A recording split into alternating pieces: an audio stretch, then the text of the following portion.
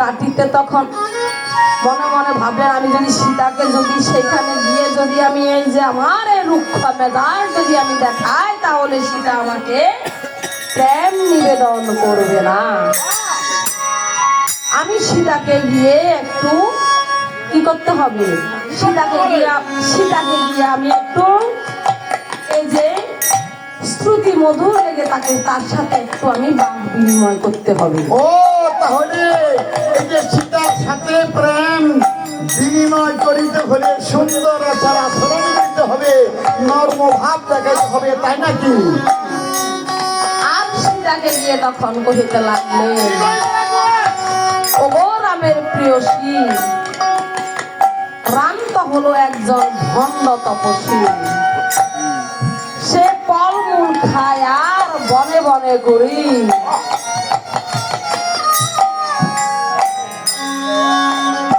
ওগো লক্ষ্মী, ওগো সীতা শোনা দিয়ে মন, আমাকে করো ভজন, আমাকে ভজন করলে তোমার শরীরে লাগিবে মত।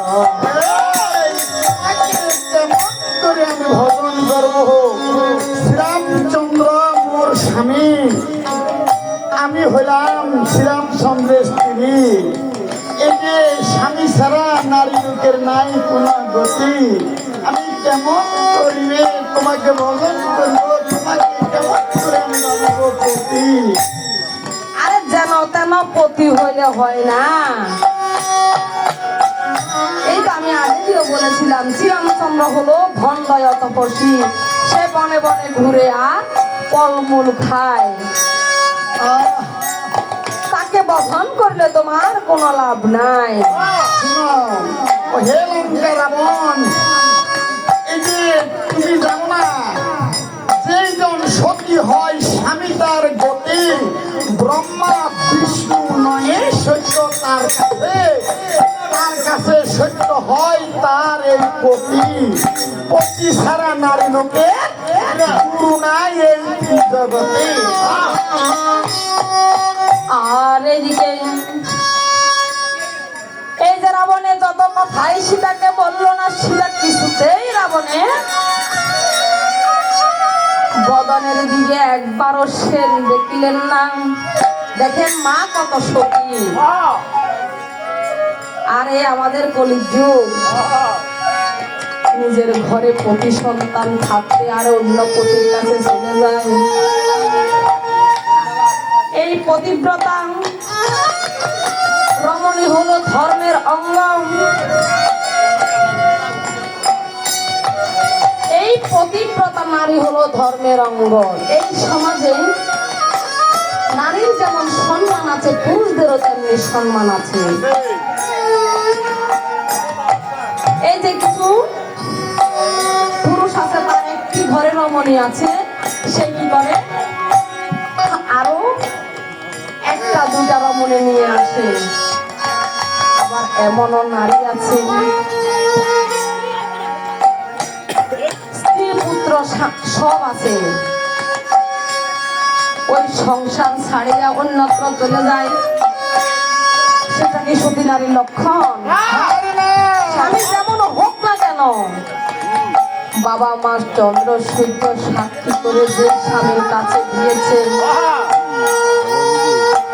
সে স্বামীকে আমরা ভগবান স্বরূপ দেখতে পারি। এক সতী নারী প্রতিনিয়ত সেই 12টার আগে সেই সকালে যে ভগবানকে সেবা দেয়।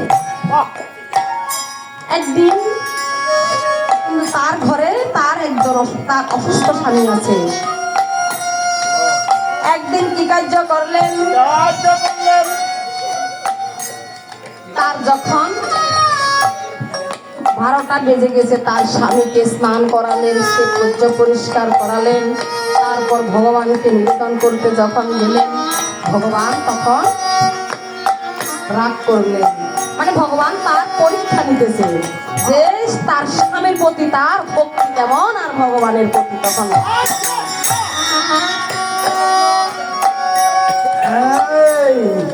স্বামীর প্রতি যেমন কি ভক্তি আর ভগবানের প্রতি ভক্তি। আমি ভগবানকে কখনো দেখেছি? দেখেছি? দেখি নাই। আমি তো ভগবানকে দেখি নাই, শুনেছি সে ধরা চূড়া ভাসিওয়ালা।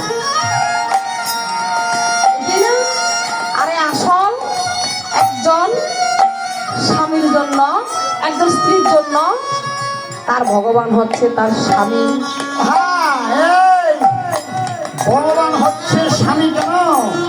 আরে ভগবান কিন্তু স্বামীর মধ্যে কৃপা করেছেন, এই কারণে স্বামীর লালন পালন করে স্ত্রীকে।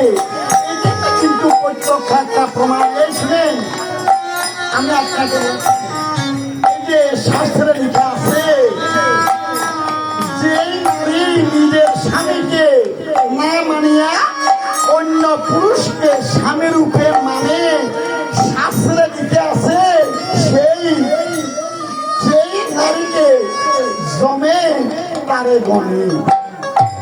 তারপর সে কি করলেন? ভগবান তারে নিবেদন গ্রহণ করলেন না। তখন সে প্রভুর কাছে গিয়ে তখন বললেন, প্রভু গো, তুমি যদি আমার পরীক্ষাও নাও, কারণ আমি আমার ধর্ম, আমি আমার জায়গায় ঠিক রেখেছি। আমি আমার সচ্ছল ঠাকুরকে আগে সেবা দিয়ে তুমি অচল ঠাকুরকে আমি পরে নিবেদন করতে এসেছি। প্রভু, আমি তো এমন কোন অপরাধ করি নাই। তখন ভগবান তাকে বললেন, মাগো তুমি হলো সতী নারী, এটা হলো তোমার সতীত্বের গুণ। আমি তোমাকে পরীক্ষা করেছি, আমি তোমাকে পরীক্ষা করেছি। আপনার এমন পরিবার আছে স্বামী ঘরে অসুস্থ, 12টা পর্যন্ত উপবাস রয়ে আছে, আমি আমার ভগবানকে শুধু নিবেদন করতে আছি, পঞ্চবেন্দন দিয়ে সেবা করিতেছি। কি লাভ হবে? কোনো লাভ হবে না। মাদেরকেও তেমন করে বলা হয়েছে, আমাদেরকেও বলা হয়, আপনি আপনার স্ত্রীকে যদি আপনার স্নেহের মধ্যে দেখেন, সেও আপনাকে সেবা করতে ভাবতে হবে। আপনি যেই নারী, যেই পুরুষ, একজনের সুখে একজন সুখী, একজনের দুঃখে আর একজন দুঃখী, সেটাও হচ্ছে স্বামী আর স্ত্রী। আমি যদি বলি আমি তোমাকে বিবাহ করে এনেছি, আমি যেভাবে বলবো তুমি সেভাবে চলবে, আমার কথার অবাধ্য তুমি চলতে পারবে না, এটা হবে একজন নারীর প্রতি একজন পুরুষের জোর খাটা। এটাও কিন্তু শাস্ত্রে বলে না। ওনার সুখ দুঃখ আপনি দেখতে হবে, আপনার সুখ দুঃখ ওনাকে দেখতে হবে। এটা হলো স্বামী স্ত্রীর মধুর সম্পর্ক। যেই সংসারে এই সম্পর্ক আছে, ওই সংসারে কখনো অশান্তি আসবে।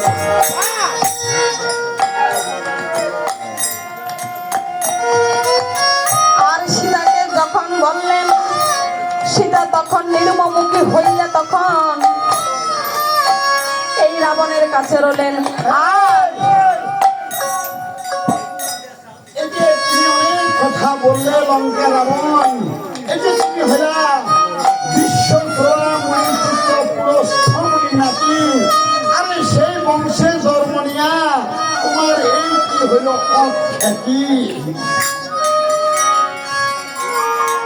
আর এদিকে যখন এই রাবণ রাজা এই কথা শুনলেন, আর সীতাকে তখন অসি দিয়া তখন কাঁদতে গেলেন। আর এদিকে মন্দোদরী তখন কি কার্য করলেন? এই বনে এসে তখন কহিতে লাগলেন, ওগো রাবণ রাজা,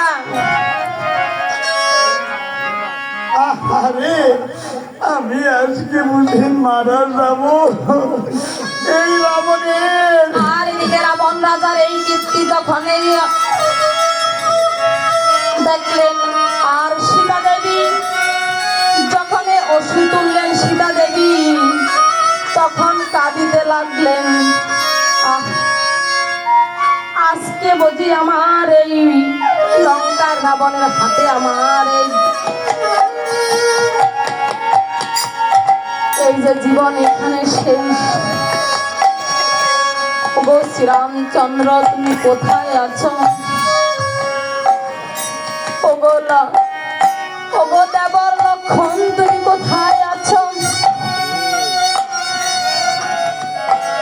ওরে কোথায় প্রভু রাম গো